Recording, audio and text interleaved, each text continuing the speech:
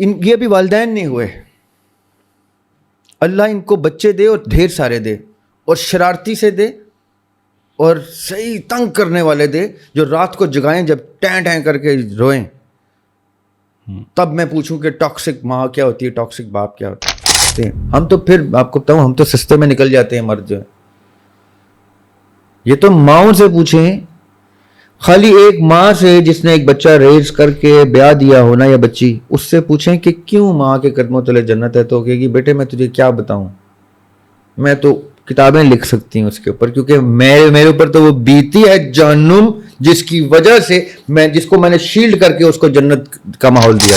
جب رائٹر کچھ لکھ رہا ہوتا ہے نا, جیسے بھائی مجھے نا سب سے بڑا گلہ جو ہے نا ہمارے مفسرین سے, پتہ کیا ہے, سیڈ بات ہے, ان بیچاروں سے کیا گلہ کرنا ہے, بزرگ ہیں ہمارے, اکابر ہیں, انہوں نے اپنی طرف سے نیک نیتی سے کیا. شعراء نے تفسیر نہیں لکھی. آپ گارنٹی دیں, کوئی بھی اسکالر, کوئی بھی عالم گارنٹی دے کہ وہ جتنے لوگ بیٹھے ہیں ان کو جنت میں لے کے جا رہا ہے, میں اس عوام کا حصہ بن کے اس کے چرنوں میں بیٹھنے کو تیار ہوں. وہ اپنی جنت کی گارنٹی نہیں دے سکتا, وہ ان بیچاروں کی کیا دے. اس پل میں یہ جو اب پل آ رہا ہے نا, یہ والا اب والا, اس میں اپنے شعور کی انتہا پہ ہوں. یہ روشنی کی سرشت ہے, بیہیویئر ہے لائٹ کا, کہ لائٹ جب ایکسپینڈ ہوتی ہے, جس کو آپ غم میں سب سے زیادہ یاد کرتے ہیں نا, جس بڑے مزے کا آپ کو میٹر بتا رہا ہوں, غم جب آپ کو تکلیف ہوتی ہے اور جس کو آپ یاد کرتے ہیں نا, وہ آپ سے سب سے زیادہ پیار کرتا ہے. اچھا, جس شخص کو تکلیف میں آپ یاد کرتے ہیں وہ شخص آپ سے سب سے زیادہ پیار کرتا ہے, اور جس شخص کو آپ خوشی میں یاد کرتے ہیں آپ اس شخص سے سب سے زیادہ پیار کرتے ہیں. چلیں جی, آپ سب لوگ سننے والوں کے لیے ایک اسائنمنٹ ہے, کامنٹ میں بھی بتائیے گا کہ آپ ایک لمحے کے لیے سوچیں کہ کبھی آپ بہت غمگین ہوئے تو آپ سب سے پہلے کس کو کنیکٹ ہوں گے. اور عجیب بات یہ ہے کہ یہ دونوں مختلف لوگ ہوں گے. بسم اللہ الرحمن الرحیم, میں یاسر جنجوعہ اور آپ دیکھ رہے ہیں یاسر جنجوعہ پوڈ کاسٹ کا ایک اور ایپیسوڈ. آج دن ہے جمعہ کا. دریاب ہاشمی صاحب ہمارے اسٹوڈیو میں. سر السلام علیکم. وعلیکم السلام. یہ لاسٹ ایپیسوڈ کی کنٹینیوٹی کے اوپر ہی ایک ایپیسوڈ ہے جس میں ہم نے سوالات کا سلسلہ شروع کیا تھا, لیکن گفتگو کسی اور جانب چلی گئی اور ہم آپ کے سوالات نہیں لے سکے. دریاب بھائی, میں چاہوں گا کہ بغیر کسی تاخیر کے میں ڈائریکٹ سوال کے اوپر آؤں کہ تقدیر کے اندر کسی شخص کی جنت اور جہنم بھی لکھی ہوئی ہوتی ہے. سر پہلے تو تقدیر is not the right term in this question. مقدر, ٹھیک ہے. تقدیر وہ ہے جو ہم ڈیلی بیسس کے اوپر اپنی چوائس سے آلٹر کرتے ہیں. صحیح. مقدر وہ ہے جو لوح محفوظ میں لکھا جا چکا ہے. صحیح. پاسٹ ٹینس ٹھیک آف ہے. The future. صحیح. وہ کچھ لکھا جا چکا ہے جو میں اپنی تقدیر کے اپنے فری ول کو یوز کرتے ہوئے بناؤں گا. وہ میرے مقدر میں پہلے سے اللہ تعالیٰ کا علم اتنا وسیع ہے کہ اللہ تعالیٰ کو پہلے سے پتا ہے کہ دریاب ہاشمی نے ساری زندگی کیا کرنا ہے. میری برتھ سے بھی پہلے اللہ تعالیٰ نے میرا مقدر لکھ کے لوح محفوظ میں ڈال دیا کہ اب یہ جو تقدیر بنائے گا اپنی, یہ ورڈ ٹو ورڈ یہی بنائے گا, کیونکہ اللہ تعالیٰ کا علم اتنا وسیع. صحیح. اور یہ جو بات ہے کہ جنت اور جہنم, سورہ الاعراف کی 179 آیت ہے, خطرناک آیت ہے, بتاتے ہوئے بھی ڈر لگتا ہے. کچھ آیات ایسی ہیں جن کا بڑا ایک میگنیٹیوڈ ہے. صحیح. جیسے اس آیت کو کیری کرنا بڑا مشکل ہے. پڑھتے پڑھتے جس کو سمجھ آ رہی ہوتی ہے عربی, وہ رونا شروع کر دیتا ہے. اس میں اللہ تعالیٰ کہتے ہیں کہ کثیر تعداد میں جن اور انسان ایسے ہیں جو میں نے بنائے ہی جہنم کے لیے. اچھا. یہ نہیں کہ اس نے لکھ دیا فلان, میں نے بنائے ہی جہنم کے لیے کثیر تعداد میں. اب مجھے بتائیں, جنت کو ہم تھوڑی دیر کے لیے سائڈ پہ کرتے ہیں, یعنی وہ اللہ تعالیٰ نے کریٹ ہی ہیل کے لیے کیے ہیں. وہ میرے آپ جیسے لوگ ہیں, ان کی کوئی 3 آنکھیں 4 کان نہیں ہیں, وہ عام انسان ہیں, وہ کریٹ ہی ہیل کے لیے ہوئے ہیں. اب میں اس کا ایک آپ کو خطرناک ایسپیکٹ بتاتا ہوں. I hope people understand this and take it the right way. Azeem Hashmi صاحب کا شعر ہے کہ کیا خطرناک غزل ہے ان کی ایک, ابھری سخی کی شکل بھکاری کی آنکھ میں. آپ مطلب دیکھیں, ابھری سخی کی شکل بھکاری کی آنکھ میں, पंछी का अक्स जैसे शिकारी की आंख में. जैसे शिकारी पंछी को बड़े तवज्जो से देख रहा होता है ना, इस तरह भिखारी सखी को देख रहा होता है कि सही. ये मुझे कुछ दे देगा. उभरी सखी की शक्ल भिखारी की आंख में, पंछी का अक्स जैसे शिकारी की आंख में. अच्छा बुरा तो सब है तवाजुन के के वास्ते. वास्ते. अच्छा बुरा तो सब है बैलेंस के, तवाजुन के वास्ते. किरदार सब हैं एक लिखारी की आंख में. वाह. जब राइटर कुछ लिख रहा होता है ना, जैसे भाई मुझे ना सबसे बड़ा गिला जो है ना हमारे मुफस्सरीन से, पता क्या है?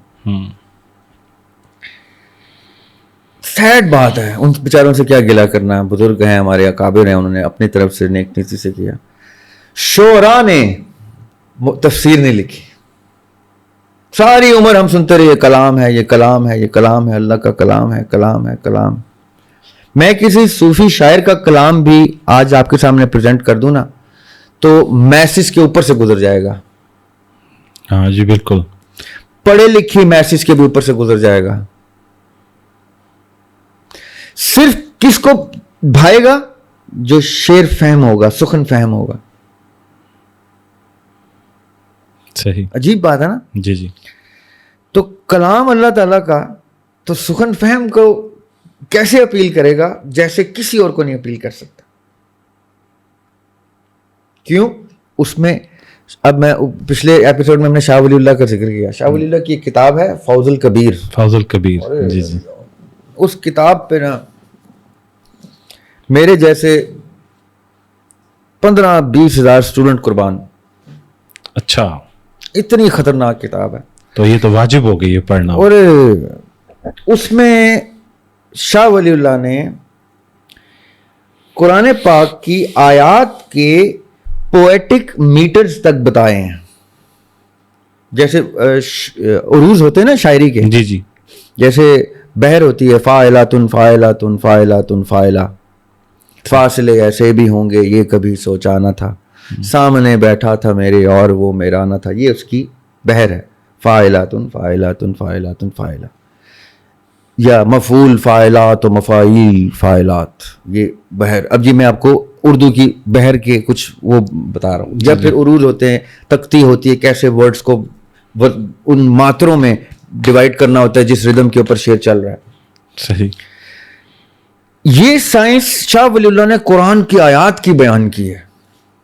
वो आप पढ़े ना, आप कहेंगे यार ये कौन आदमी था, इसको कोई आके बताता था. अच्छा. अमेजिंग. ये कोई इंट्यूशन है, ये इंसान पहुंच ही नहीं पाता. हुरूफ मुकत्तियात के माने किस सन में? 1702 की पैदाइश है वो. 18वीं सदी में शाह वलीउल्लाह हुरूफ मुकत्तियात के माने बयान कर रहे हैं, जिसके बारे में कहते हैं कि ये वो हुरूफ मुकत्तियात हैं जो हश्र के दिन जाके खुलेंगे. अलिफ लाम मीम, इसका मतलब क्या है किसी को नहीं पता. शाह वलीउल्लाह कहते हैं मैं बताता हूँ. ये कौन आदमी था, ये किस लेवल का आदमी था. और आज 18वीं सदी के इस ग्रेट के बारे में आज 21वीं सदी के सूडो स्कॉलर्स कहते हैं कि सूफियों को क्या पता होता है. तो बस इस्तग़फ़ार. सही. दुख होता है ना जैसे भाई. अब मैं ये क्यों कह रहा हूँ, कुरान पाक की जो एसेंस है ना, वो एक शायर से बेहतर कोई भी नहीं समझ सकता. जो बाकायदा शायर हो, जिसको बाशऊर इंसान कहते हैं, जो शेर फहम हो, सुखन फहम हो, ना सिर्फ सुखन को समझता हो बल्कि सुखन गोई के फन से भी वाकिफ हो. ठीक है. और आला दर्जे पे फायज हो.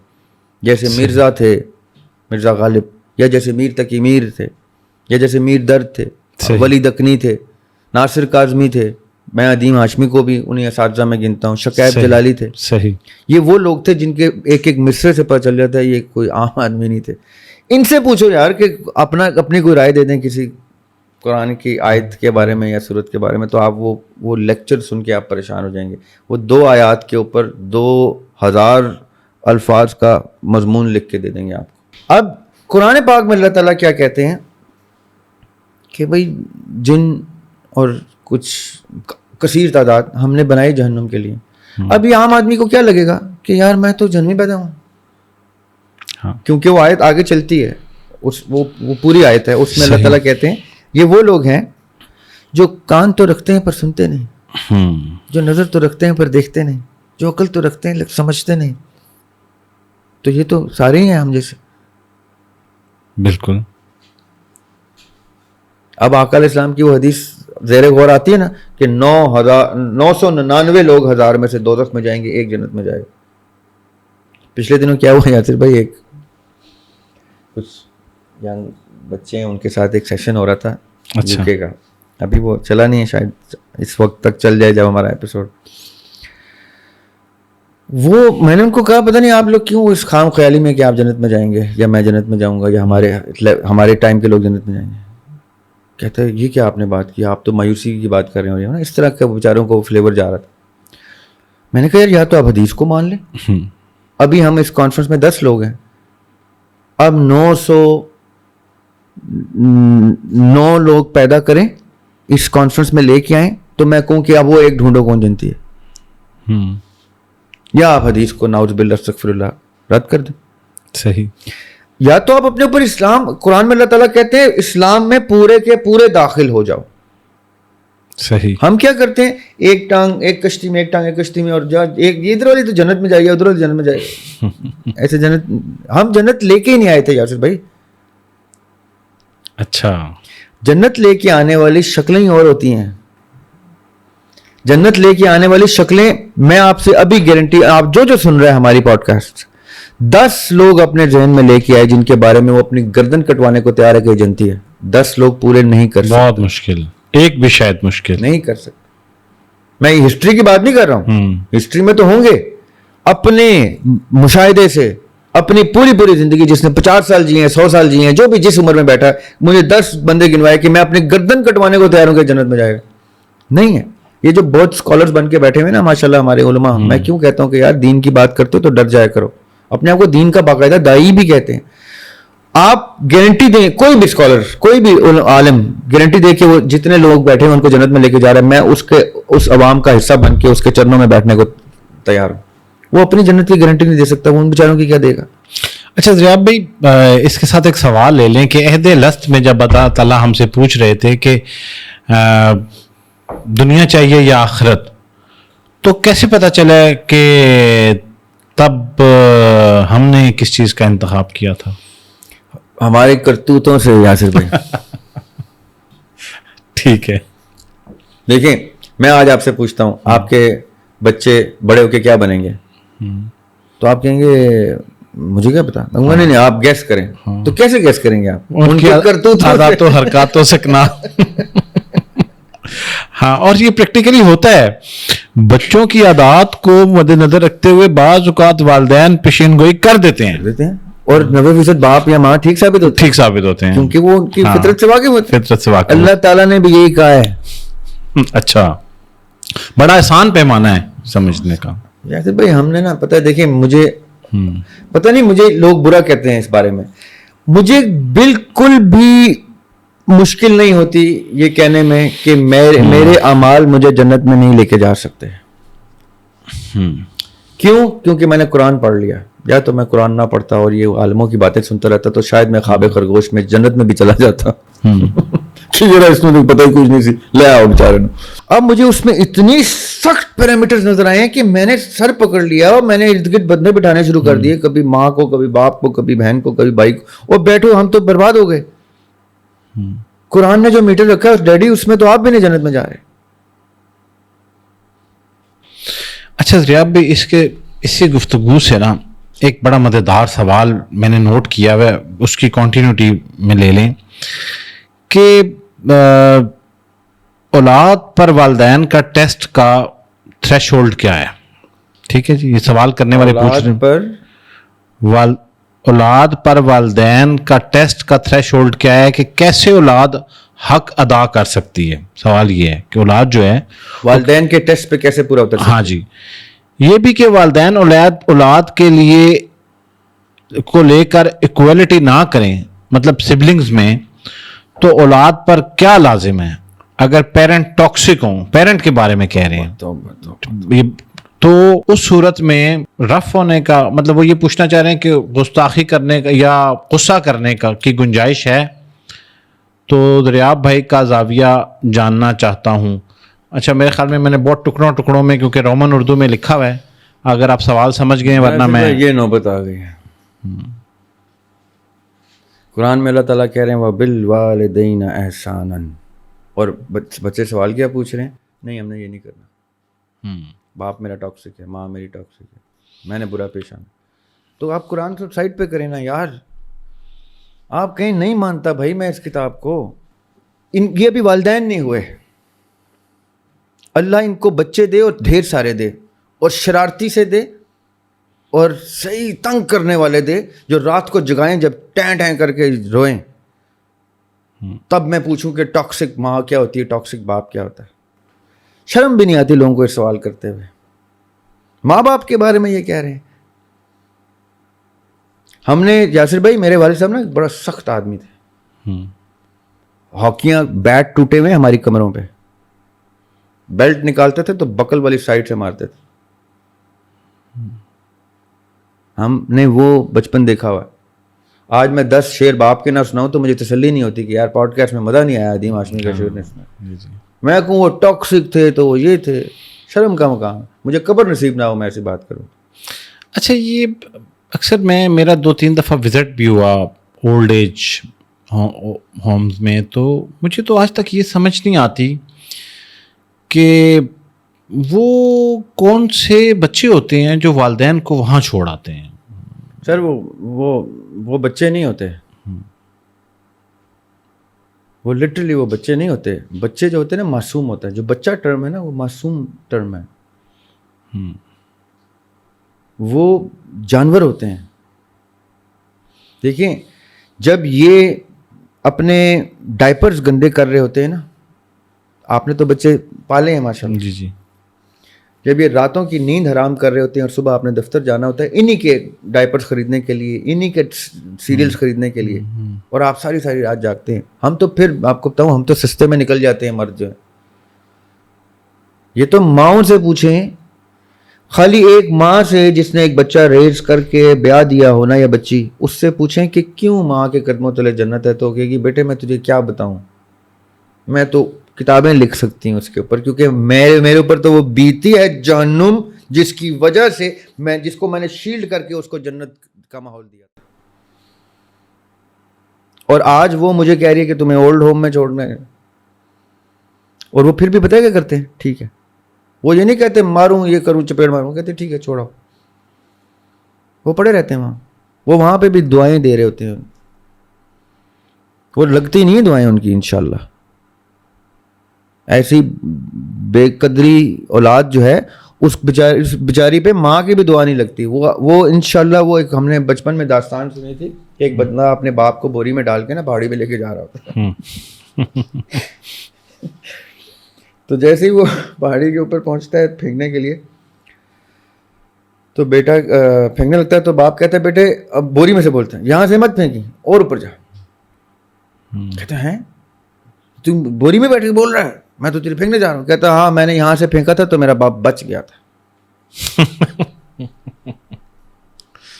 یہ وہ جب گھوم کے مکافات عمل کی تھپڑ کھائیں گے نا, ان کو جب چپیڑے لگیں گی نا حقیقت کی, اور جب یہ واقعتاً ایک ٹاکسک باپ یا ماں بن کے اپنے بچے کے اوپر وارد ہوں گے نا, اور آگے سے بچہ زبان نکالے گا نا اپنے قد سے لمبی, تب ان کو پتہ چلے گا ٹاکسک باپ کیا ہوتا ہے, ٹاکسک. اچھا دریاب بھائی, اس کے برعکس میں ان بچوں کو بھی جب دیکھتا ہوں, چھوٹے چھوٹے بچے ہیں سڑکوں پہ جگہوں پہ کام کر رہے ہوتے ہیں. یاسر بھائی یہ سب کی سب چیزیں ہم لکھوا کے آتے ہیں. ہم یہ تک لکھواتے ہیں کہ ہم ایسے ماتڑ سے گھر میں پیدا ہوں گے, ہم ایسا نمبر کا سبلنگ ہوں گے, اتنی مشکلیں دیکھیں گے, اتنی تکلیفیں دیکھیں گے, اور رات سوتے ہوئے کہیں گے اللہ اکبر, تو بس ہماری وہ ساری مصیبتیں ختم ہو جائیں گی, وہ ادھر اجر میں ٹرانسفر ہو جائیں گے. ہم اس وقت بڑے بڑے دعوے کرتے ہیں, ہمیں ایسا پیدا کر دینا, ویسا پیدا کر دینا, نعمتیں کم دے دینا. ہم اپنے نصیب کی فیکٹری میں جا کے نا چیزیں مائنس کرا رہے ہوتے ہیں, کیونکہ اس کے اگینسٹ جنت اور باقی درجات مل رہے ہوتے ہیں. جیسے ہم دنیا میں آتے ہیں ہم رب کو تو ویسے ہی بھول جاتے ہیں. کوئی میرے جیسا آ کے کہتا ہے قرآن پڑھ لو, تو کہتے ہیں نہیں ہمیں پڑھنے کی کیا ضرورت ہے, ہمیں عالم نے بتا دیا کہ جنت میں جا رہے ہیں. صحیح. اچھا ویسے میری کوشش ہوگی کبھی, میں پچھلے دنوں بھی سوچ رہا تھا کہ ان بچوں سے ملاقات رکھی جائے, بلکہ آپ شاید کل ذکر کرتے شہزاد روئے کا کہ ان کی این جی او کے حوالے سے. اچھا میرے علم میں اتنی تفصیل سے نہیں تھی, بلکہ میں نے انہیں ریکویسٹ بھی کر رکھی ہے کہ کبھی ہمارے پوڈ کاسٹ پہ تشریف لائیں اور ان بچوں کے حوالے سے ہم ضرور. میں نے بھی ان کو خاص طور پہ کہا ہے کہ وہ پوڈ کاسٹ میں آتے نہیں ہیں. میں نے ان سے کہا ہے کہ یاسر بھائی کے پوڈ کاسٹ میں ضرور آئیں. اچھا اچھا. کیونکہ آپ کے جو پوڈ کاسٹ کا معیار اور مزاج ہے نا, جی وہ میرا خیال ہے وہ اس طرح سے آشنا نہیں ہے. جب وہ آ کے ایکسپیرینس کریں گے نا تو آئی گارنٹی ہم کہ ہی ول لائک اٹ. اور وہ بڑے خاص آدمی ہیں. وہ جو اسکول ہے ان کا, میں تو ان کی ڈاکیومنٹری دیکھ کے تو پریشان ہوا کہ یار کس لیول پہ آدمی کام کر رہا ہے, اور وہ اتنا ڈھکے چھپا کام کر رہا ہے کہ شاید وہ پبلک نہیں کرتے اس کو. یہ جینوئن لوگوں کی پہچان ہوتی ہے. وہ ایز اے سنگر بھی مجھے بڑے پسند تھے جب وہ گاتے تھے باقاعدہ. جی. اور مزے کی بات یہ کہ there was a point when I shared stage with him while performing. اچھا زبردست. ادھر اسلام آباد میں ایک ہوٹل ہے, اب نام بھی نہیں لینا چاہیے ہوٹل کا. وہ ہوٹل ہے پارک روڈ کے اوپر, کافی سارے ہوٹل ہیں. جی. ان میں سے ایک ہوٹل پہ ہم نے اکٹھے پرفارم کیا ہوا ہے. اکٹھے مطلب کہ اسٹیج میرے وہ بڑے آرٹسٹ تھے, میں بہت ینگ تھا اس ٹائم, تو میں نے اوپننگ کی تھی اس ایونٹ کی اور انہوں نے پرفارم کیا تھا بیک ان ارلی 2000. چلیں جی, شہزاد روئے صاحب سے ہماری ریکویسٹ ہے کبھی ان تک یہ ہمارا پیغام پہنچے تو ہمارے پوڈ کاسٹ میں ضرور شرکت کریں. اچھا دریاب بھائی نیکسٹ کوشچن لے رہے ہیں, اور یہ سوال یہ ہے کہ لیکن میں ایک بات یہاں کلوز کرنا چاہوں گا کیونکہ مجھے لگتا ہے وہ میں نا سر یوتھ سے گفتگو ہی نہیں کرتا, نہ میرے الفاظ یوتھ کے لیے ہیں, بلکہ وہ چینل چینج کر لیں بے شک. ابھی 2-3 پوڈ کاسٹ پیچھے جائیں تو وہ یوتھ اپنے ماں باپ کی تربیت تک دکھا رہی تھی کامنٹس میں کہ وہ کس لو ڈگری آف تربیت کے پلے ہوئے بچے ہیں. کیوں؟ کیونکہ میں نے وہ بات کی جو وقت نے اللہ نے کیا, اللہ تعالیٰ کی بڑا کرم نوازی ہے کہ ثابت بھی کیا کہ میں ٹھیک بات کر رہا تھا. کیونکہ وہ ایک کسی شیڈو میں ہے, کسی بندے کی شخصیت پرستی میں, اور اچانک سے میں نے جو ہم 2 سال سے ان سے گفتگو کر کے ان کو کچھ بتانا چاہ رہے ہیں اس میں واہ واہ واہ دریاب بھائی نے کیا بات کر دی, واہ جیسے ہی ان کی اس شخصیت پرستی کو ڈیمیج ہوا, یو دریاب تو یہ نکلا, دریاب تو وہ نکلے. میں اس لیے یوتھ کو ایڈریس ہی نہیں کرتا. یونیورسٹیز بلاتی ہیں, میں کہتا ہوں بھائی آپ کے ٹیچرز بلائیں گے 10 بھی بیٹھیں گے میں آ جاؤں گا. آپ 1,00,000 اسٹوڈنٹ بناٹیں گے, میں کہوں گا میں نہیں آؤں گا. اچھا دریاب بھائی ابھی آپ ذکر کر رہے تھے ہم کہ انسان یہ سب کچھ لکھوا کے آیا ہے, تو کسی نے سوال بھیجا ہے کہ میں پہلے اس بات پہ خوش ہوا کرتی تھی کہ میرا نصیب اللہ نے لکھا ہے تو مجھے ڈرنے کی ضرورت نہیں تھی, لیکن جب سے دریاب سر کی یہ بات سنی ہے کہ ہم نے سب کچھ اپنی مرضی سے چنا ہے تو میں اب ہر وقت غمگین رہتی ہوں. یہ ایک عجیب سی پریشانی کو محسوس کرتی ہوں, تو اس کے بارے میں دریاب سر سے ضرور پوچھیے. دیکھیں جو غمگین نہیں رہتا نا اس کو شرم آ جانی چاہیے. ہم گھر سے دور ہیں, ہمارا گھر کہیں اور ہے, ہم ایک پھل کھانے کی وجہ سے ادھر نسل در نسل اس سیکوینس اس سائیکل کا حصہ ہیں. صحیح. ہمارا گھر, وہ میں نے ایک شعر لکھا تھا تعارف ابن آدم, کہ میں نے اقبال کی زمین میں غزل کہی تھی کہ بڑی خوبصورت غزل ہے ان کی, خاموش ہے دل بھری محفل میں چلانا نہیں اچھا. اقبال کے ٹون دیکھیں یہاں پہ چینج ہو گئی ہے, محبت کی ٹون. خاموش ہے دل بھری محفل میں چلانا نہیں اچھا, ادب پہلا کرینہ ہے محبت کے کرینوں میں. تو اس پہ میں نے ٹریبیوٹ ٹو اقبال ایک غزل لکھی تھی, اس کا شعر ہے کہ تعارف ابن آدم قصبہ و مسکن بہشت اپنا. تعارف ابن آدم قصبہ و مسکن بہشت اپنا, بحکم ایزدی مدفون ہوتے ہیں زمینوں میں. ورنہ یہ ہماری جگہ نہیں ہے. We are aliens on this planet. میں مارس پہ بھیجیں مجھے, آپ ایک 3 مہینے کے لیے مارس پہ بھیج دیں, آپ نے کوئی اسپیس شپ بنائی, میں وہاں جائے کوئی یاسر بھائی میں نے کوئی نہیں آنا. آپ کے تیرے بچے, تیری بیوی, تیری ماں باپ, تیرے سب کچھ, تیری خون خاندان, تیری ڈیوٹیز رسپانس, اور میں نے نہیں آنا, مجھے مارس پسند آ گیا. تو آپ کہیں گے یار یہ تو لوفر نکلا. He was supposed to go there for a certain period of time, do his job and come back. اور وہاں جا کے میں نہیں آنا. ہم یہ کرتے ہیں دنیا کے ساتھ. ہم عدن سے آئے تھے, اللہ تعالیٰ کہہ رہے ہیں تمہیں میں نے وہاں کریٹ کیا اور وہاں لے کے جانا ہے, وہاں بہت کچھ ملے گا. ہم کہہ رہے ہیں نہیں ہم نے دنیا میں جانا ہے, تم جیو ہزاروں سال, سال کے دن ہو ہزار اور مر جاؤ. قرآن کہتا ہے جلدی مرو اور جاؤ اس جگہ پہ, اور مرو بھی اس رستے پہ جہاں جان دینی واجب ہو جائے. ہم کہتے ہیں نہیں اللہ, میری ماں میرے جینے کی دعائیں کر رہی ہے, میرا باپ جینے کی دعائیں. ان کو اسلام ہی نہیں پتہ, ان کو مذہب ہی نہیں پتہ, ان کو کانسیپٹ ہی نہیں پتہ. کبھی آپ نے سنا ہے آقا نے کہا میرے حسین علیہ السلام کو اللہ 100 سال کی زندگی دے؟ انہوں نے ہاتھ میں اٹھائے تھے حسین علیہ السلام اور رو پڑے تھے کہ تیرا بیٹا, بیٹی کو کہتے ہیں تیرا بیٹا شہید ہو جائے گا, پانی کے عوض کربلا میں شہید ہو جائے گا. یہ کون سا مذہب تھا اور ہم کون سے مذہب پہ ہیں؟ پھر میں کہتا ہوں کہ سارے دوست ہیں تو کہتے ہیں ذرا آپ مایوسی کی باتیں کرتا ہے. ذرا بھی تو دراز عمری کی دعا جائز نہیں ہے. نہیں ہے جائز دراز عمری. یاسر بھائی دراز عمری وہاں پہ, یہاں پہ تو میں نے ایک الارم کلاک سیٹ کیا تھا وہاں پہ رہ کے کہ مجھے اتنے سال دے دیں تو تب بھی بہت ہے, اس کے اندر اندر میں ایگزٹ لے کے آؤں گا اور ایسی شان سے آؤں گا کہ فرشتے ریسیو کرنے آئیں گے مجھے. اور یہاں کے میں کہتا ہوں نہیں میں یہیں رہوں گا, میں اسٹیم سیل گروتھ کر کے ریجوینیشن کر کے جوان رہوں گا. یہ کون سا مذہب ہے یہ؟ اب آتے ہیں واپس اس بات پہ, جس کو گھر سے دور رہنے کا غم نہیں وہ شرم کرے, اس کا گھر اس کو یاد کر رہا ہے. میں نے ایک شعر لکھا تھا, میرے وجود کا یہ انہدام ختم بھی ہو. انہدام کہتے ہیں کلیپس کو, منہدم ہونا. میرے وجود کا یہ انہدام ختم بھی ہو, یہ اختتام ہے تو اختتام ختم بھی ہو. واہ. ہم ڈیسٹینیشن ہماری کراچی ہے, ڈیسٹینیشن ہماری لاہور ہے, اور ہم نے وہ لالا موسیٰ پہ وہ شاہ جی کی دال کھاتے ہوئے اتنے ہی رہنا ہے. ہماری ڈیسٹینیشن کوئی اور ہے, ہم کہیں اور کی بینگ ہیں, ہم یہاں کی مخلوق ہی نہیں ہیں. اسی لیے ہم جھڑ جاتے ہیں, ہمیں موسم تنگ کرتا ہے, ہم بزرگ ہو جاتے ہیں, ہم گلنا شروع ہو جاتے ہیں, ہمیں مٹی بھی کھائے. ہم وہاں کی مخلوق ہیں, ہم یہاں پہ سروائیو ہی نہیں کر سکتے, مر جاتے ہیں. وہاں پہ ہماری تا ابد ایٹرنٹی کی لائف ہے.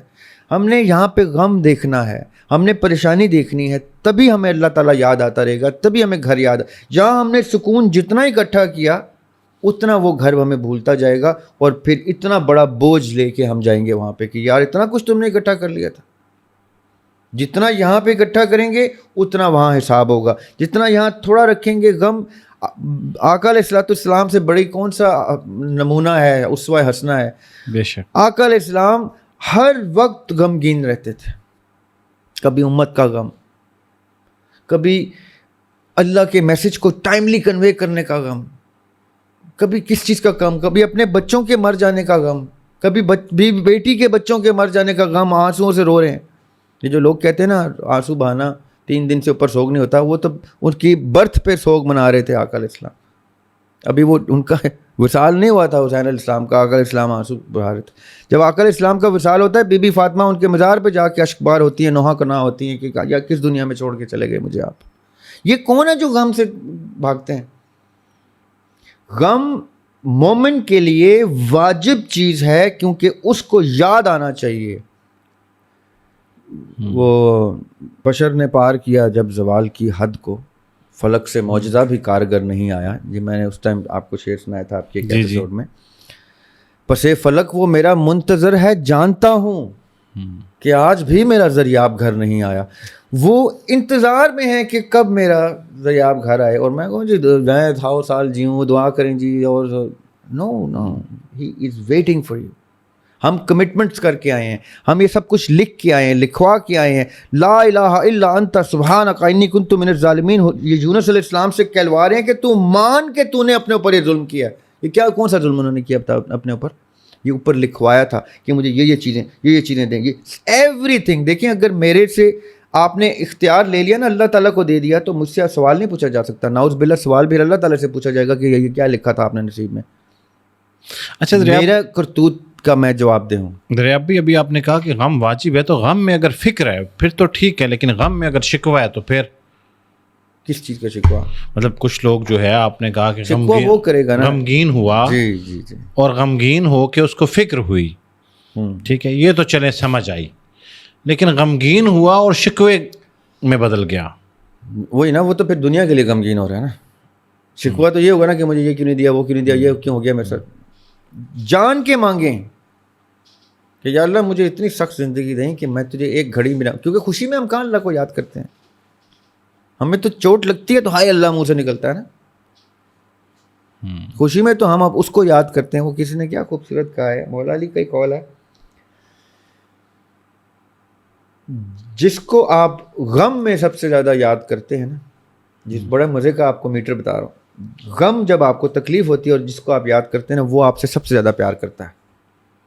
اچھا, جس شخص کو تکلیف میں آپ یاد کرتے ہیں وہ شخص آپ سے سب سے زیادہ پیار کرتا ہے, اور جس شخص کو آپ خوشی میں یاد کرتے ہیں آپ اس شخص سے سب سے زیادہ پیار کرتے ہیں. چلیں جی, آپ سب لوگ سننے والوں کے لیے ایک اسائنمنٹ ہے, کامنٹ میں بھی بتائیے گا کہ آپ ایک لمحے کے لیے سوچیں کہ کبھی آپ بہت غمگین ہوئے تو آپ سب سے پہلے کس کو کنیکٹ ہوں گے, اور عجیب بات یہ ہے کہ یہ دونوں مختلف لوگ ہوں گے, اور خوشی میں کس کو کنیکٹ ہوں گے, اور کیا آپ شرم آئے گی, اس سے اتفاق کرتے ہیں کہ یہ دونوں مختلف لوگ ہوں گے, اور شرم آئے گی کہ یار یہ تو کتنی ٹھیک بات ہے کہ غم میں اس کو یاد کرتا ہوں جو مجھ سے سب سے زیادہ پیار کرتا ہے, اور میں اس کو خوشی میں نہیں یاد رکھتا کیونکہ میں اس سے سب سے زیادہ یہ پیار ویسے اس کے پیچھے کیا فلسفہ ہے؟ کیونکہ دیکھیں غم میں انسان صرف اس ڈھارس کے اوپر ہاتھ رکھتا ہے جو کنفرم ہو کے مجھے بہنے نہیں دے گی, مجھے سہارا دے گی.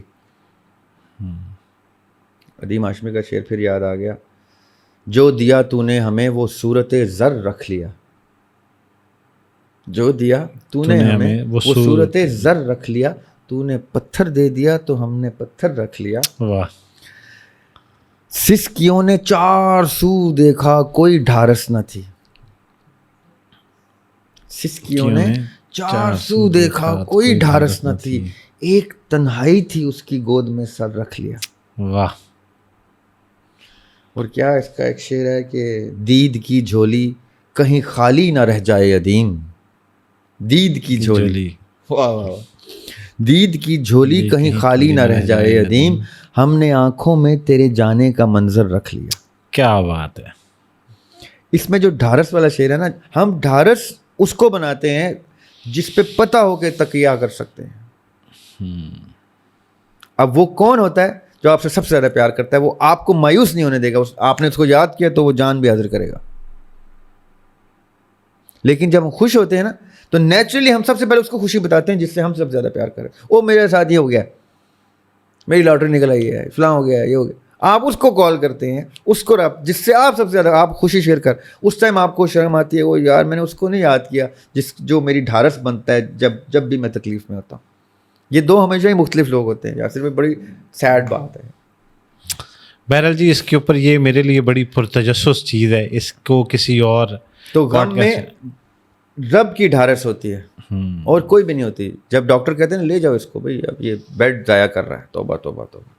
میں اپنے سوالات کو یہاں ہولڈ کر رہا ہوں, اور ویورز کے سوالات کو شامل کرتے ہوئے ایک اگلا سوال یہ ہے کہ کیا کسی, اچھا یہ اب بالکل ڈائیورٹ ہو جائیں گے ہم, لیکن بہرحال اب ضرورت ہے اس چیز کی کہ ہم نے یہ سوالات بھی لینے ہیں, کہ کیا کسی مرد میں عورت کی روح ہو سکتی ہے جس مرد کا اور روح عورت کی لکھا ہے کہ جیسے یا شاید خواجہ سرا ہوتے ہیں, اس کی شروعات کے بارے میں سردریاب سے ضرور پوچھیے گا. آج تک کوئی جواب نہیں ملا مجھے اس بارے میں. اچھا دیکھیں جی, خواجہ سرا ایک ایسا چیپٹر ہے جس کے بارے میں میں نے بہت بہت سیر اصل گفتگو کی ہوئی ہے, اور میری ایک خاص دلی محبت ہے ان سے, کیونکہ وہ پوری دنیا میں جہاں پہ بھی پائے جاتے ہیں سب سے نگلیکٹڈ لوگ ہوتے ہیں. نہ سوسائٹی ان کو جگہ دیتی ہے, نہ کلچر ان کو جگہ دیتا ہے, نہ ریلیجن ان کو جگہ دیتا ہے, نہ معیشت ان کو جگہ دیتی ہے کہ کسی ایسی جگہ جہاں سٹیکس آ جائیں. They are the most disowned human beings پہ زور کیوں دے رہا ہوں, کیونکہ اشرف المخلوقات کہا جاتا ہے ہیومن بینگز کو. They are the most disowned human beings that I have seen in my life. میں نے یتیم خانے بھی دیکھے ہیں, یتیم بچوں کو بھی آسرا مل جاتا ہے. میں نے اسپیشل لوگوں کے ہومز بھی دیکھے ہیں, ان کو بھی آسرا مل جاتا ہے. خواجہ سرام کو صرف ٹھوکریں ملتے ہیں, صرف دھتکارتے ہیں ہم ان کو, صرف ہم ان کو برا بھلا کہتے ہیں, ان سے دور رہتے ہیں, کراہت کرتے ہیں. ایک بدعا دیتا ہے خواجہ سرا, ایک اتنی سی عرش ہلا دیتی ہے اس کی بدعا. بڑے بڑے فنکار میں نے منہ کے بل گرتے دیکھے ہیں خواجہ سراؤں کو کی بدعا لیتے ہوئے. It is that strange. Allah تعالیٰ کو بڑے پیارے ہیں خواجہ سرا. میں آپ کو مزے کی بات بتاؤں, میں نے بڑے ملکوں کا میرا وزٹ ہوا اللہ کی طرف سے, میں نے ہر جگہ یہ طبقہ دیکھا اور ہر جگہ اس کو اپنے اپنے خدا کے بہت قریب دیکھا. اتنا قریب میں نے نہ مرد کو دیکھا, میننگ مرد کو, نہ عورت کو دیکھا, جتنا قریب اس کو خدا کو دیکھا. کیوں؟ کیونکہ وہی بات, اس کی ڈھارس نہ مرد بنتا ہے نہ عورت بنتا ہے, اس کی ڈھارس صرف رب ہوتی ہے جس کے اوپر یہ کھڑا ہوتا ہے. تو دریاب بھائی, یہ پھر سوسائٹی ان سے متنفر ہوئی کب اور کیوں ہوئی؟ میں تھوڑا سا آپ کو ان کے سوال کے لائٹ میں بتاتا ہوں. جو سب سے بڑے سائیکالوجی کا فادر جس کو کہتے ہیں نا, سیگمنڈ فراؤڈ, ان کا جو سب سے پہلا ڈسائپل ہے اس کا نام ہے کارل یونگ. جی جی. کارل یونگ ایک نہایت خوبصورت سائیکالوجسٹ, شاگرد تھا انہیں کا, شاگرد تھا, اور بعد میں انہوں نے اختلاف رائے بھی, ہاں جی, اختلاف رائے, اور بڑا خوبصورت اختلاف, ادب احترام. جی, میں نے پچھلے دنوں ہی ان کی ایک بک شروع کی ہے پڑھنا, ریڈ بک کے نام سے. ریڈ بک, ہاں جی, وہ ان کی وفات کے بعد پبلش ہوئی. جی جی, ان کے ڈسائپلز نے. ہاں جی. کارل یونگ یہ کہتے ہیں کہ ہر شخص میں ایک اینیما ہوتا ہے, ایک اینیمس ہوتا ہے, ایک میل اور ایک female with in it self ہوتا ہے. اب ضروری نہیں کہ میں کارل یونگ کی بات سے اتفاق کروں, میں ایک بڑی خوبصورت ان کی فلسفی لوگوں تک, جیسے میں ابن عربی کا فلسفہ رکھوں سامنے, یا جاوید احمد غامدی صاحب کی کوئی بات رکھوں, یا اسرار صاحب کی رکھوں, میں ضروری نہیں میں ان سے اتفاق کروں, لیکن یہ خوبصورت چیزیں نالج کے لیے لوگوں کے پاس ہونی چاہیے. وہ یہ کہتے ہیں کہ دونوں میل اور فیمیل کا concept with in one self ہوتا ہے, اسی لیے باپ بیٹی سے اٹریکٹ ہوتا ہے. اچھا. باپ کو ہمیشہ بیٹی پیاری ہوتی ہے, بیٹا نہیں پیارا ہوتا. میں آپ خود بھی جج کر لیں. جی جی جی. مجھے بھی اپنی بیٹی سے زیادہ محبت ہے. ہمیشہ باپ کہتے ہیں بیٹی ہو بیٹی ہو بیٹی ہو, ماں کہتے بیٹا ہو بیٹا ہو بیٹا ہو, کیونکہ ماں کو بیٹے سے اٹریکٹ ہو رہے ہوتے, وہ opposite with in the two آپس میں اٹریکٹ ہو رہے ہوتے ہیں. ماں بچے, بیٹا ماں کے لیے جان باپ کے سامنے کھڑا ہو جاتا ہے ماں کے لیے. بیٹی جو ہے وہ کہتی ہے ماں جیسی بھی ہو, میں ڈیڈی میرا ڈیڈی ہے, باپ میرا باپ. یہ جو کانسیپٹ ہے نا کارل یونگ کا, یہ اس پہ بڑا خوبصورت فٹ آتا ہے بہت سی چیزوں پہ. اب کارل یونگ کہتا ہے کہ کبھی کبھی کیا ہوتا ہے کہ سوسائٹی کی وجہ سے یا گھر کی ڈسٹربڈ سائیکالوجی کی وجہ سے, جہاں پہ ٹاکسک ماحول ہوتا ہے کسی قسم کا, اس وجہ سے بچوں کی گروتھ کے ٹائم پہ سائیکالوجی ڈسٹرب ہونا شروع ہوتی ہے. وہ ایک بیماری بن کے اندر چھپ جاتی ہے. صحیح. وہ اندر ہی پھنسا رہتا ہے وہ مرض, لیکن جب وہ بڑا ہوتا ہے مجبوراً وہ شادی بھی کرتا ہے, تو وہ آگے نسل در نسل اس مرض کو ٹرانسفر کرنا شروع کر دیتا ہے, اور پھر کسی ایک جنریشن میں جا کے وہ مرض ایک ڈیفارمٹی کیری کر لیتا ہے, اور اس میں پھر کوئی مرد اس کا فیمیل جینڈر باہر آ جاتا ہے, اور کوئی عورت کا میل جینڈر باہر آ جاتا ہے. یہ اس کی فلسفی کو میں نے تھوڑا سا شارٹ بریفلی بتایا. میں کسی حد تک کارل یونگ کی اس بات سے اتفاق کرتا ہوں, کیونکہ نفسیات کی جہاں گفتگو ہوگی وہاں اسی طرح کے بڑے اساتذہ کی گفتگو کی روشنی میں ہوگی. جہاں ریلیجن کی گفتگو ہوگی تو عجیب بات یہ ہے کہ بقول علماء کے پورا کا پورا ریلیجن خواجہ سرا کی گفتگو سے خالی ہے, بقول علماء کے. کیوں؟ کیونکہ ان کو حقوق العباد کا مطلب ہی نہیں پتہ. وہ حقوق العباد کے معنی, آپ کسی عالم کی کوئی کتاب اٹھا لیں حقوق العباد کے اوپر, اس کو کوئی سب سے ہلکا جو اس کا ٹاپک ہوگا نا حقوق العباد ہو, وہ حقوق العباد کے اوپر گفتگو ہی نہیں کرے. حقوق اللہ پہ وہ تقریریں ہوں گی, جبکہ اللہ تعالیٰ کہتے ہیں میں حقوق اللہ معاف کر دوں گا, حقوق العباد معاف نہیں کروں گا. پھنس گئے نا یہ سارے حقوق اللہ کو ماننے والے. حقوق العباد والے جنت میں جا رہے ہوں گے, اور یہ تو اتنی بڑی بڑی داڑیاں, اتنی بڑی توندیں لے کے یہ کھڑے ہوں گے لائن میں. اللہ تعالیٰ کہیں گے وہ اس کونے میں جاؤ, لال رنگ کا پختہ ہوا دروازہ ہے نا, ادھر جاؤ, کیونکہ تم نے حقوق العباد مس کر دیے. حقوق اللہ تو میں نے معاف کر دی. میں ایگزامپل دے رہا ہوں, ہائپوتھسس دے رہا ہوں. حقوق العباد کا مطلب کیا ہوتا ہے یاسر بھائی, کہ میں نے اپنے اندر ڈیفائن کرنا ہے کہ میں ایمپتھی کتنی رکھتا ہوں, کسی کے مقام پہ اپنے آپ کو پلیس کرنے کی کتنی طاقت رکھتا ہوں, کہ میں اگر اس پوزیشن میں ہوں تو کیسا ہوں گا, میرا بیٹا اگر ایسا نکل آئے تو کیا ہوگا, میری بیٹی اگر ایسی ہو تو کیا ہوگی. اب وہ سڑک پہ مانگ رہے, وہ رقص کر کے دکھا رہے, ادائیں دکھا رہے کہ کسی طریقے سے مجھے پیسے دے دے, اور کتنے پیسے مانگ لیے اس نے, مجبوری میں مانگ رہی نا. وہ اس نوبت پہ آ گیا ہے کہ وہ اپنے آپ کو بیوٹیفائی کر کے آپ کو اٹریکٹ کر رہا ہے کہ آپ اس سے دعائیں لے لیں, 10 روپے 20 روپے 50 روپے 100 روپے کے دعائیں بھی لے لیں. اور 100% کیس میں آپ کو بتاتا ہوں, چلیں 99% کیس جو خواجہ سرائے آپ اس کو نہ بھی کچھ دینا, وہ آپ کو دعا دے کے جاتا ہے. عام مرد بھکاری, عورت بھکارن گالی بھی دے دے گی آپ کو, آپ پیسے نہیں دیں گے تو برا بھلا بھی کہہ دے گی. جب خواجہ سرائے کو آپ انکار کریں گے نا, وہ کہے گا اچھا چلو پھر دے دینا, اللہ تمہیں اور دے.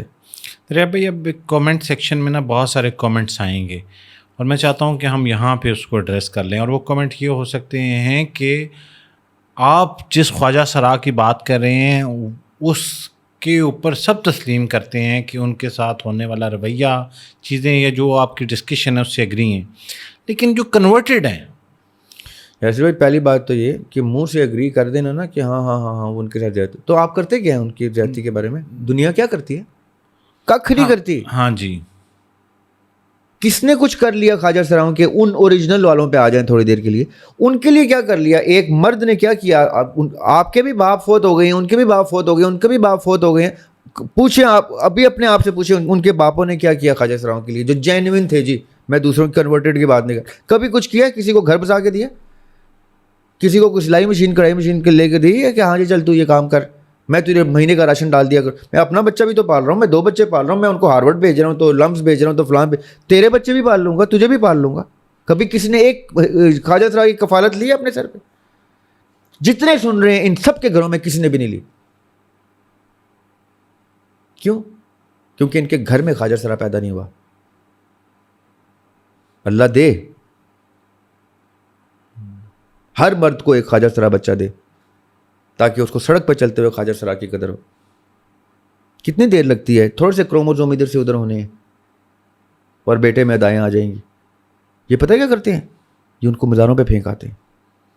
اتنا سا بچہ ہوتا ہے, تھوڑی سی ادائیں دکھاتے ہیں, اس کو گھر سے نکال دیتے ہیں, دفع ہو جاؤ, تم تو کلنک ہو, یو امبیرس اس.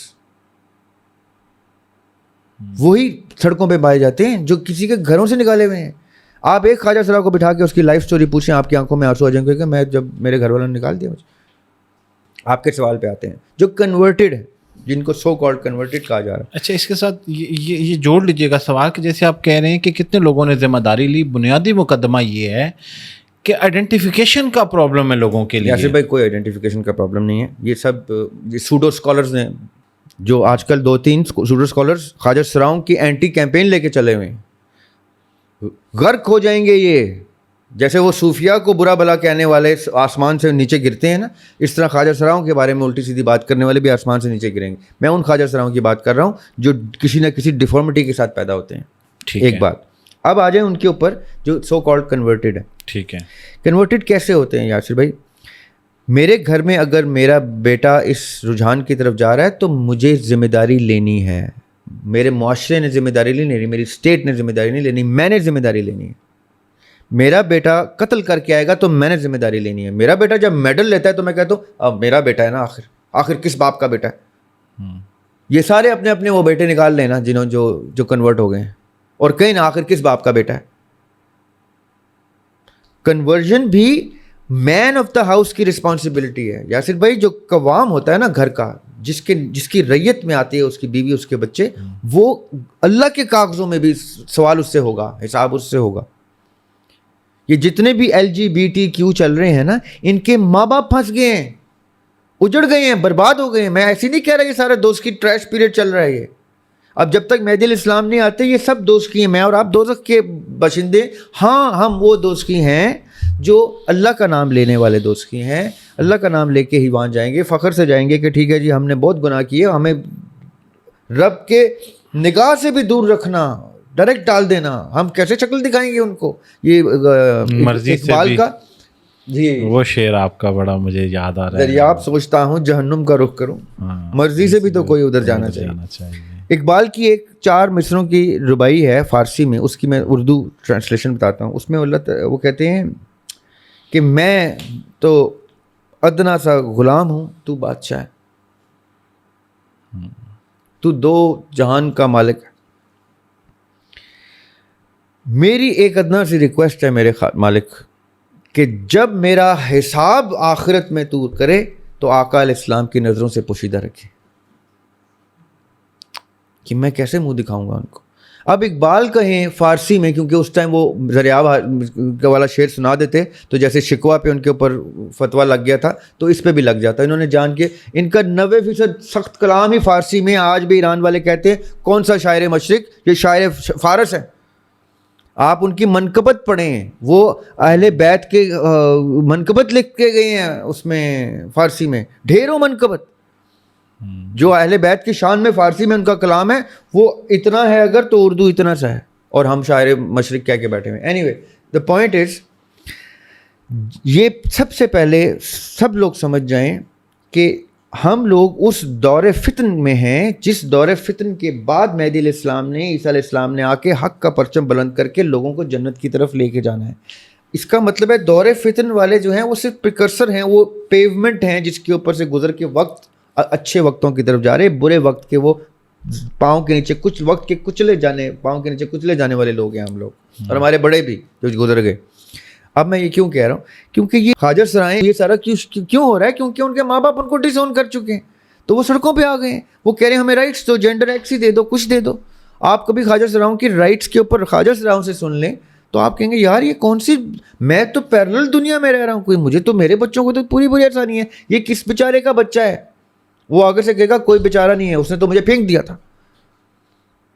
یہ وہ پھینکے ہوئے بچے ہیں جن کو جب آپس میں جڑ کے انہوں نے کچھ اتحاد کر کے کچھ اٹھایا تو ہم نے ان کے اوپر انگلیاں اٹھانی شروع کر دی کہ how dare you ask for rights, because we never give you rights to begin with, we do not want to give you rights. تم نے رائٹس کلیم کرنے کیسے شروع کر, نہیں دیتے تمہیں رائٹس. اب ہم ان کو اس طرح کاٹ رہے ہیں. کنورٹڈ بھی میرا قصور ہے, آپ کا قصور ہے. اچھا, بس میرے ذہن میں آخر میں یہ سوال آ رہا ہے, لیکن میں چاہوں گا کہ ہم اس کو ہولڈ کریں گے. اور وہ سوال یہ ہے کہ کیا یہ بھی ایک انتخاب تھا کسی خواجہ سرا کا؟ خواجہ سرا بالکل 100%. ایوری سنگل پرسن جو اس دنیا میں اترا ہے وہ یہ آیت پڑھے گا تو تسلیم کرے گا.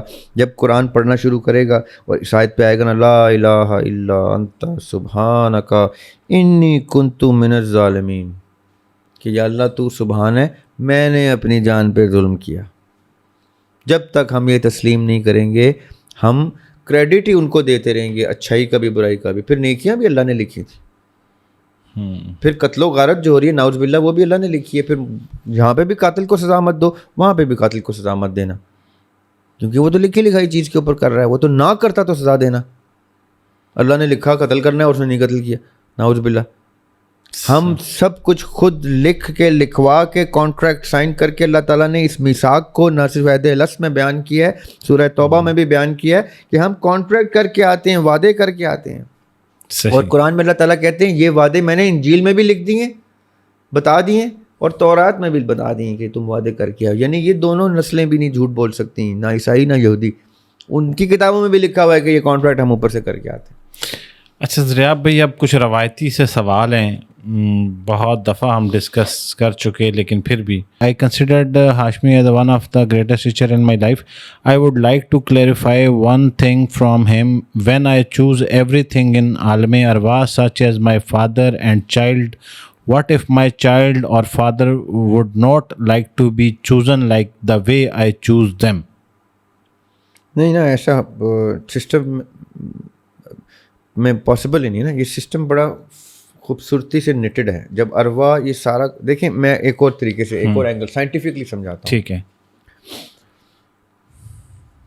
روشنی نے, نور نے, ٹھیک ہے,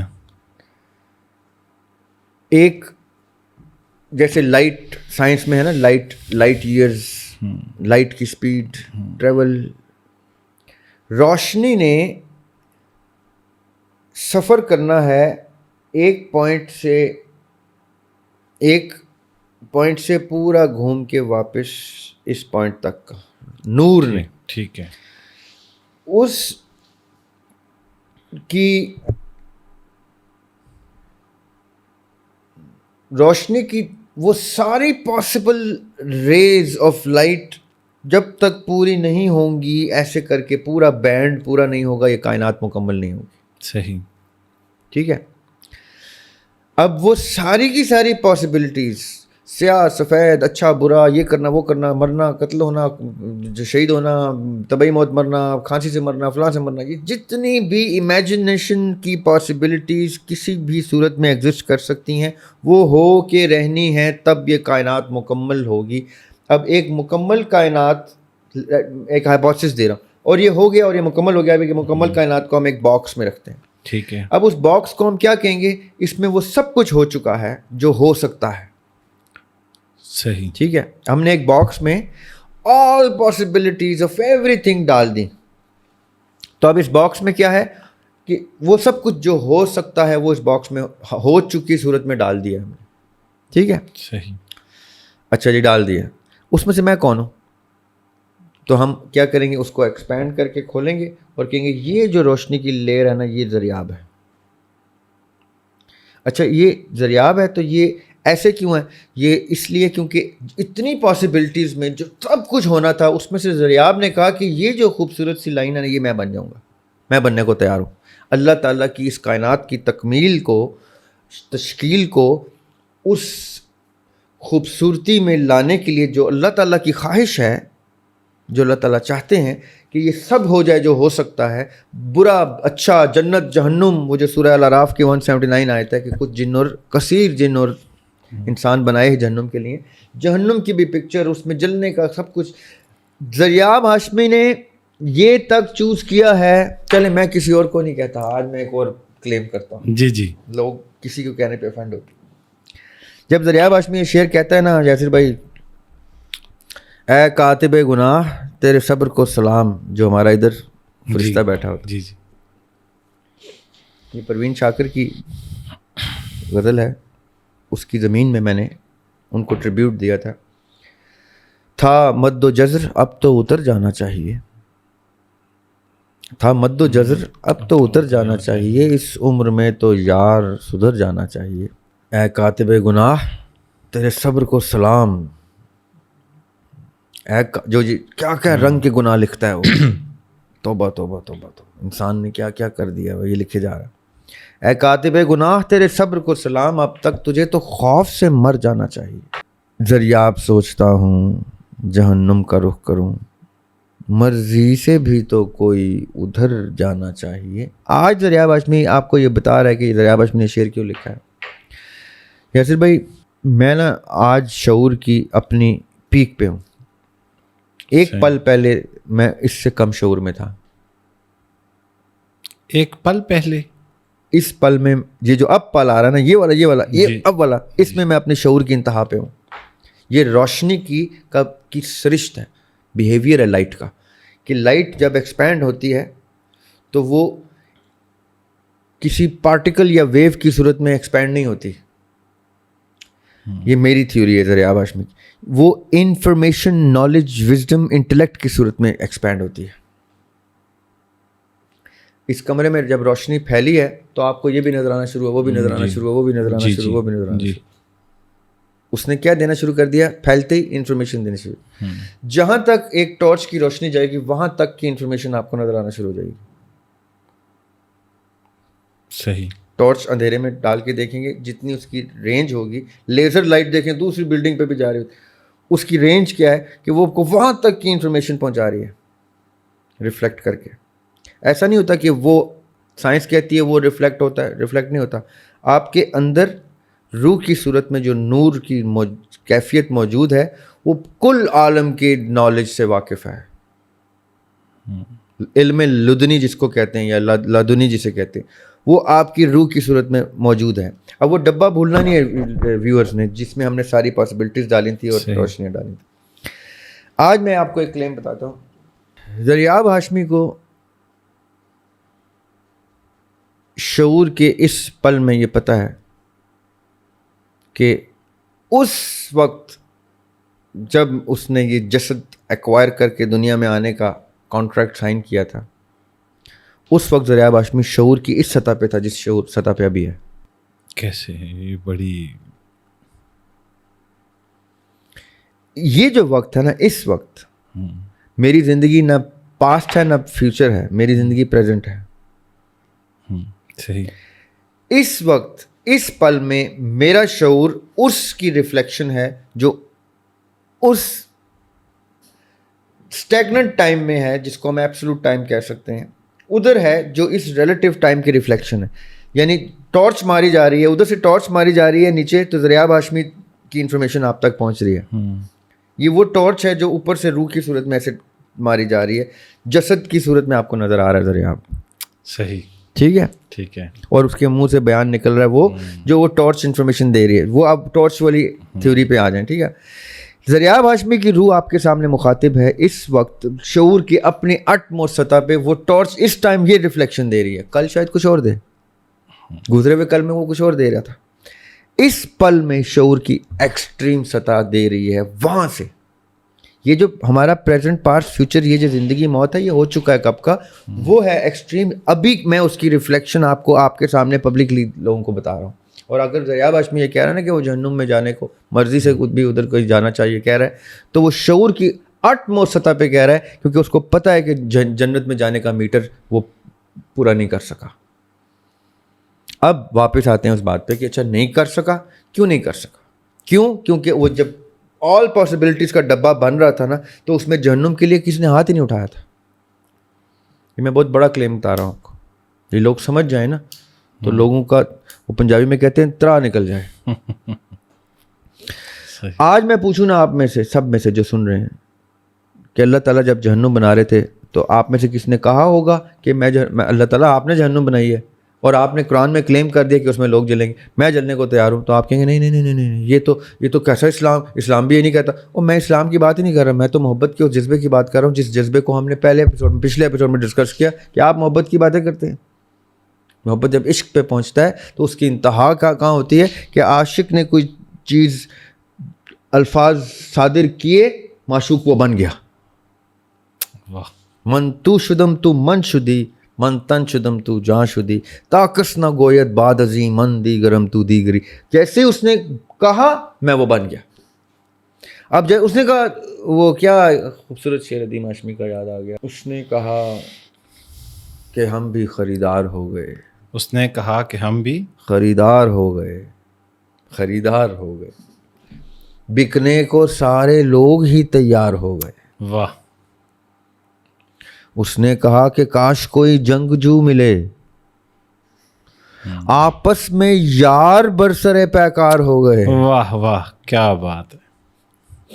اس نے کہا ادیم میرا ہاتھ تھامنا، اس نے کہا ادیم میرا ہاتھ تھامنا، چاروں طرف سے ہاتھ نمودار ہو گئے. واہ واہ. جب اس نے کہا کہ اور پھر ہم جہنم میں ان کو جلائیں گے اور ان کی جلدیں اتر جائیں گی، پھر ہم ان کو نئی جلدیں دیں گے تاکہ وہ درد محسوس کر سکیں. تو کون ہے جو سن رہا ہے اس وقت ہماری پوڈ کاسٹ جس نے کہا تھا کہ میں وہ جلد بننے کو تیار ہوں، میں وہ بندہ بننے کو تیار ہوں؟ آپ نے اب یہ کہہ دیا نا، یہ ہونا واجب ہے. یہ نہ ہو کہ کوئی کہہ دے کہ مجھے مت ڈالے. تو ایسے کئی، وہ میں نے ایک شعر لکھا تھا، اور کتنوں سے ان الحق کی صدا مانگتا ہے، اور کتنے بھلا مجنوں تیرے مارے جائیں. واہ. تو جب آپ نے کہہ دیا، میرے محبوب نے، میرے خالق نے کہ ہے، تو ان میں سے ایسے بھی جیالے تھے جنہوں نے کہا تھا کہ اس اور پاسبلٹیز کے ڈبے میں ہمیں یہ والی تار روشنی کی بنا دیں، چاہے اس میں ایٹرنیٹی میں جلنا ہو، ہم اس کے لیے جلنے کو بھی تیار ہیں. زریاب بھائی آپ کا بہت بہت شکریہ. اور آج کی نشست بڑی ہی زبردست، اور ہم کوشش کریں گے کہ اگلی ایپیسوڈ میں اسی کی کنٹینیوٹی میں آپ کے مزید سوالات کو لے کے آئیں. آپ کے وقت کا بہت شکریہ. جزاک اللہ خیر.